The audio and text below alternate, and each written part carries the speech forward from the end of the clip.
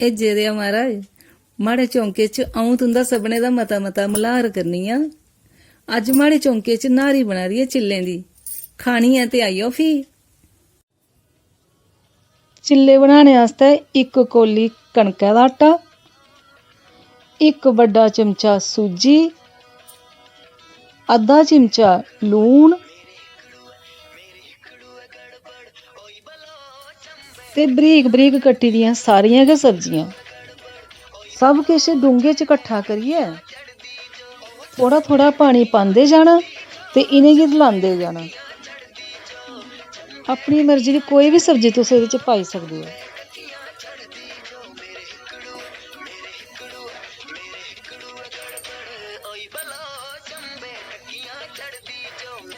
घोल साढ़ा त्यार होई गेआ। हून असें इसी अद्धे घैंटे आस्तै ठैरने आस्तै रक्खी दित्ता।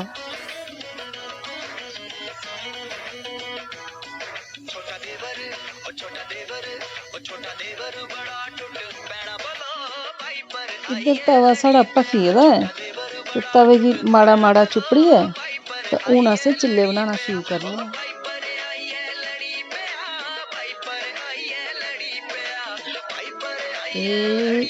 जय हो। 2 कड़छियां घोल पाया असें तवे उप्पर। इसी कड़छी कन्नै गोल गोल करियै पूरे तवे पर बछाई ओड़ना, पर कड़छी गी बश्कारा करना शुरू, गोल गोल फेरना।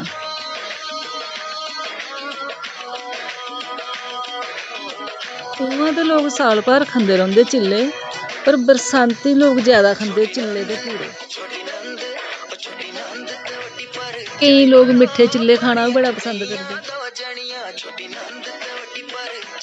जिन्ने तक चिल्ले दा रंग निं बदलोऐ इन्ने तक निं चिल्ला परतना, नेईं ते मड़ो टुट्टी जंदा चिल्ला।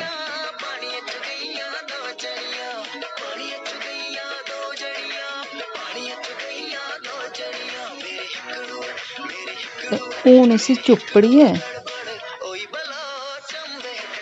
ते एह् परताई ओड़ेआ असें चिल्ला।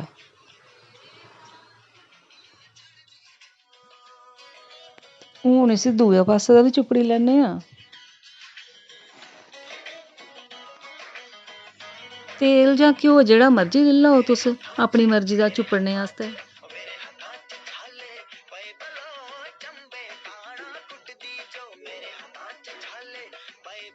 हून इसी दोबारा परती लैन्ने आं।